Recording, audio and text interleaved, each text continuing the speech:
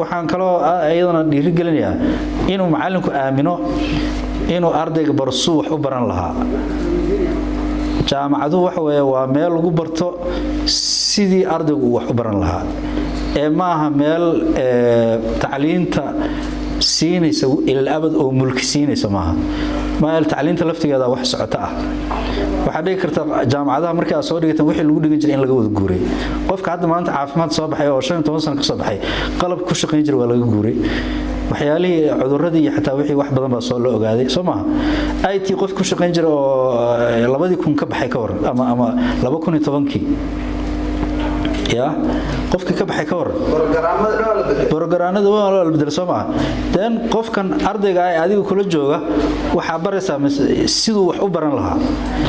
macnaheedu ma aha inaad tacliintii qofkii mulkisiin sidoo weel iyo shay u dhiibeyso kala ma qofkii sad Google ka xog baaraysa muujamada ama dictionary oo isticmaasha sad maartay dadka xogta in laga weydiiyo culimada su'aalo in la weydiiyo wixii aadan aqoon dooda in la doodo aragtiyo waxaas qofkii aad baran marka hadda wuxuu noqonayaa qof